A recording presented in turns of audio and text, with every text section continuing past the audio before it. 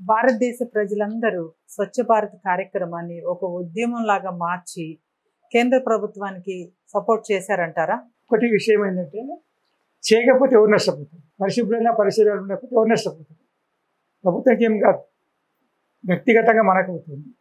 కాబట్టి ప్రతి వ్యక్తి కూడా పరిశుభ్రమైన పరిసరాల కోసము తన ఇంటికి ఎంత జాగ్రత్తగా పరిశుభ్రంగా ఉంచుకుంటామో, పరిసరాలు రోడ్లు కానీ, నీళ్ళు, వీధులు కానీ, లేకపోతే మిగతా పబ్లిక్ ప్లేసెస్ కానీ, బస్ స్టాండ్లు కానీ, పార్కులు కానీ, ఏదైనా కూడా పరిశుభ్రంగా ఉంచాల్సిన అవసరం ఉంది. ఎందుకంటే పరిశుభ్రం లేకపోతే మీ ఆరోగ్యం చెడిపోయే అవకాశం ఉంటుంది.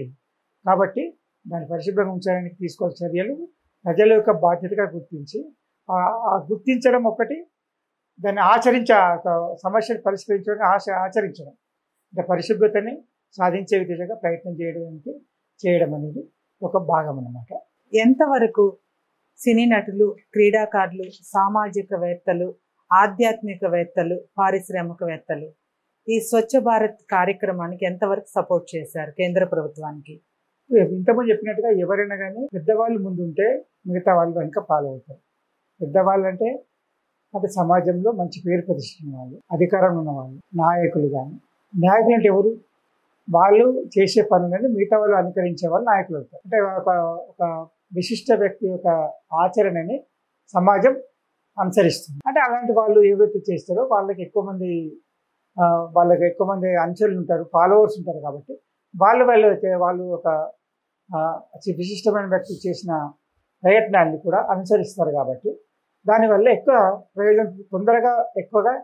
ప్రయోజనం చేరే అవకాశం ఉంటుంది. చెప్పని వాళ్ళని ఎక్కువగా ఇన్వాల్వ్ చేయడం జరుగుతుంది, విశిష్టమైన వ్యక్తుల్ని ఇన్వాల్వ్ చేయడం జరుగుతుంది. ఈ ప్రయత్నంలో సినీ నటులు కావచ్చు, క్రీడాకారులు కావచ్చు, సంఘ సేవకులు కావచ్చు, సమాజ సేవకులు కావచ్చు, నాన్ గవర్నమెంట్ ఆర్గనైజేషన్స్ కావచ్చు, ఇన్ఫ్లుయెన్షియల్ పర్సన్స్ కావచ్చు, వీళ్ళంతా కూడా తమ యొక్క సహాయాన్ని అందిస్తూ స్వచ్ఛ భారత్ మిషన్ని ఇంకా విస్తరించడానికి, ఎక్కువ మంది ప్రజల్ని భాగస్వామ్యం చేయడానికి, పరిసరాలను పరిశుభ్రంగా ఉంచే విధంగా ప్రోత్సహించడానికి, అవసరమైన చోట కుండీలు ఉంచడం కానీ, లేకపోతే ఎక్కడెక్కడైతే నీళ్లు నిలబడటం కానీ, చెత్త నిలబడటం కానీ, అలాంటి వాటిని తీసేయడం కానీ, తొందరగా క్లీన్ చేయించడం కానీ, ఇలాంటి పనులు చేయించడానికి వాళ్ళ యొక్క సలహా సూచనలు, అదే మరి వాళ్ళ యొక్క ఆచరణని ఒక ప్రభుత్వం ముందు తీసుకెళ్ళి స్వచ్ఛ భారత్ మిషన్ ముందు తీసుకెళ్ళి విస్తరణ చేయడం జరిగింది. స్వచ్ఛ భారత్ మిషన్ స్టార్ట్ చేసినప్పటి నుంచి ఇప్పటి వరకు కూడా మన భారతదేశంలో ఉన్నటువంటి ప్రతి ఒక్క ఆఫీసుల్లో కూడా అమలు చేస్తూ ఉంటున్నారు కదా సార్, నిజమే కదా ఈ విషయం?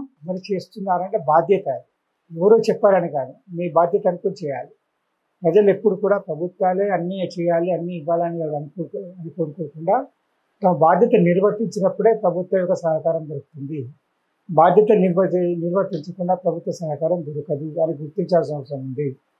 అదేవిధంగా తమ యొక్క స్వచ్ఛ భారత్ మిషన్లో ఇంటిని ఎలా పరిశుభ్రంగా ఉంచుకుంటామో పరిసరాన్ని పరిశుభ్రంగా ఉంచుకోవడం, దానికి అవసరమైన సహాయ సహకారాన్ని ప్రభుత్వానికి ఆశించడం తప్పు కాదు.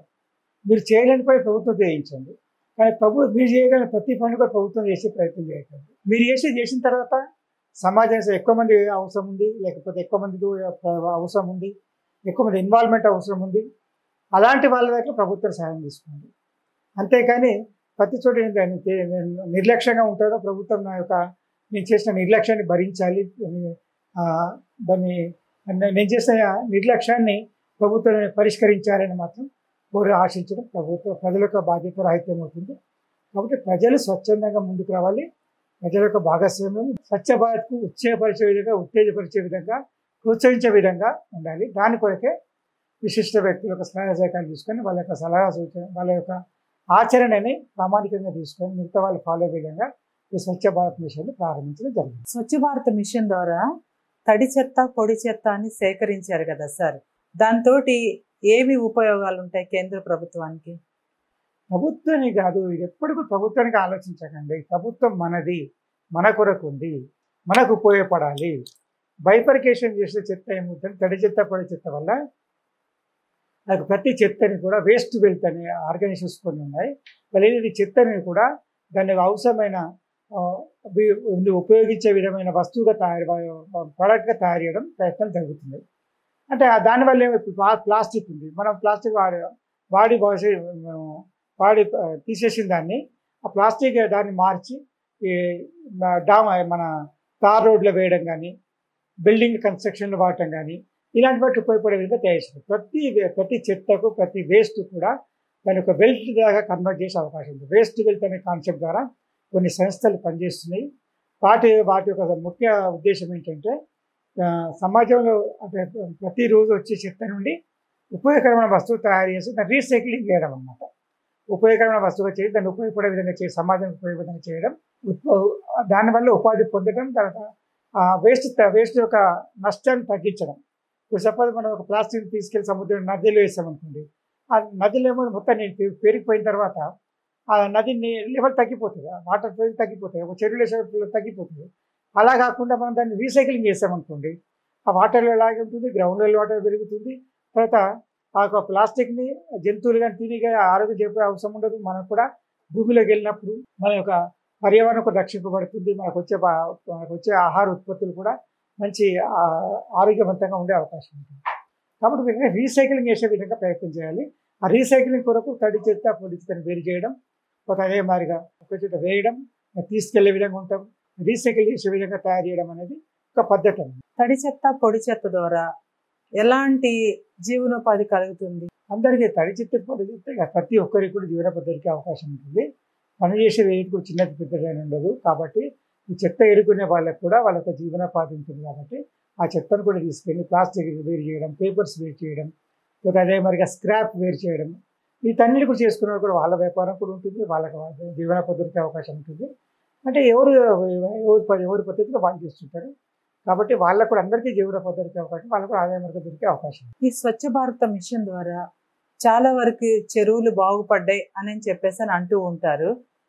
అది నిజమంటారా సార్? స్వచ్ఛ భారత్ మిషన్ ద్వారా చెరువులు బాగుపడడం అనేది ఎంతవరకు తెలియదు. కానీ అంటే దాంట్లో వేసే ప్లాస్టిక్ కానీ చెత్త కానీ చెరువులో వేయడం కానీ తగ్గింది అన్నమాట.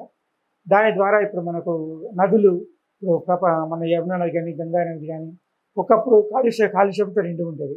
కానీ ఇప్పుడు వాటిలో చేరే ప్రవాహాన్ని ఆపడం, దాన్ని దాన్ని చేరకుండా చేయడం ద్వారా నదులు మాత్రం కొన్ని క్లీన్ కావడం, అంటే పరిశుభ్రమైన నీరు అందించడం తయారవడం, దానివల్ల పరిశుభ్రమైన ఆరోగ్యవంతమైన పంటలు చేరే విధంగా నదుల ద్వారా పంటలకు మంచి నీరు చేరడం, ఆహారవంతమైన పంటలు చేరడం, తాగే నీరు మంచిది ఉండటం, అడవులు రక్షింపబడటం, తర్వాత అదే మరి జంతువులకు కూడా అవసరమైన మంచి నీరు దొరకడం అనేది మనం చూస్తున్నాం. కాబట్టి దానివల్ల మంచి ప్రయోజనం ఉంది అంటారు. పుష్కరాలు వస్తున్నాయి అంటేనే చాలు నదులు చాలా కళకళలాడుతూ ఉంటాయి సార్.